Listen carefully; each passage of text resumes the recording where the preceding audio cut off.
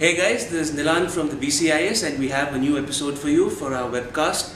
I have a special guest here today, Dr. Harinder Vidanage, who's also the director of the BCIS. Not just that, he's also an authority on what we're going to speak about, which is cyber security and issues relating to the whole cyber domain. Now, Dr. Vidanage, if I could start with a very timely issue. Just this afternoon, a teenage boy was arrested by the police for hacking into the President of Sri Lanka's website. And of all things, it was to put up a message saying, please delay the A-level exams. Yes. Now, what do you make of this as a cyber security expert? What do you think the implications are from a policy perspective? Yeah, I think there are significant implications because a lot of people are dismissive about this is a young, somebody young who is a prank or something like that. But let me remind, the first real cybersecurity, the legislations, the processes started in the United States in 1983. So this was pre-cyber. It's pre-internet going commercial, but it was a time when, for example, the U.S. Defense Establishment was networking its weapons platform. So this came after Ronald Reagan, president at that time in 1983, when he was preparing his Star Wars speech. Before that, he watched a movie called War Games. In that movie, the plot was there's a young teenager who accidentally hacks into the NORAD missile defense system and thinks he's playing a game and virtually starts off the Third World War. So Reagan, after watching the movie, was quite perplexed, worried. He actually, the day after, when he met the Security Council, he was talking all about the movie and people thought he was cuckoo. But actually, that started off the conversation. And then the second episode, that's number one. Two, the first real serious hack attack that the defense establishments registered again came when US and Israeli defense establishments and the parliament, and then the Israeli parliament was hacked in 1998. People call it the Solar Sunrise attack, a hack.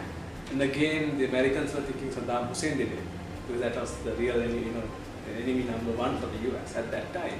And they were thinking of many others. But then they realized it was teenagers, 3 teenagers, one from Israel, and the others were 16-year-old kids from high school in California who had actually hacked into the defense system. So the precedent, what we're seeing here is, and these countries are realizing, our infrastructure, our networks are vulnerable and we should act. So the act of somebody hacking the Sri Lankan president's website as a prank or as a to send a serious message is serious. It's of course it has implications. So now the Sri Lankan state has to kind of deal with situations where they have to convince the public that the cyberspace or the cyber domain in Sri Lanka is whether it's safe or not.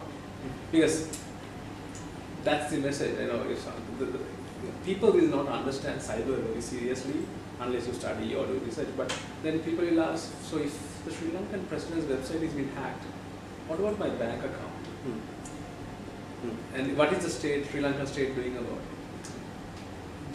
it? So the implications are wider and deeper than you could just think. Now, do you see this problem being quite pertinent in this entire part of the world? Because I remember a couple of weeks ago, Vaidyanathan Iyer, the senior executive from IBM Security, he came out and said, listen, even India's cybersecurity exposure is terribly low.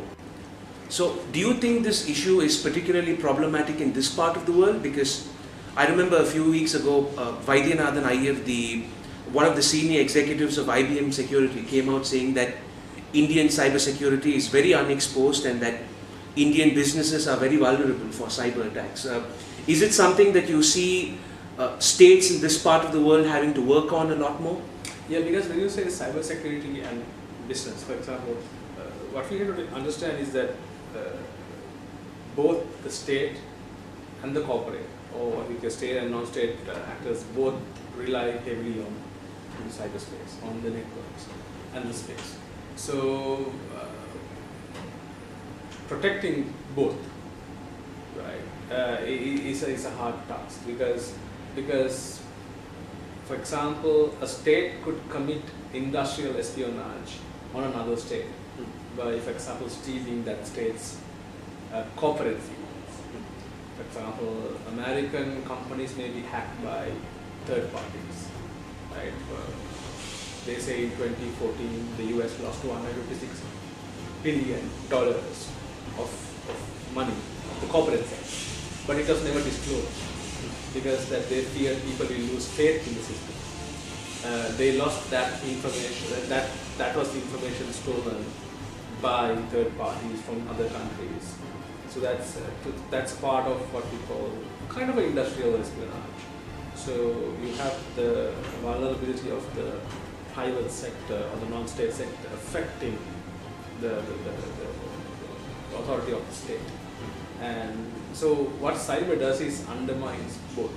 So, and the problem for many, in the context of security, the problem is that we have, many states have been more concerned about developing cyber offensive solutions as a part of increasing the capabilities of their military machine, but they have not focused much on defensive mechanisms.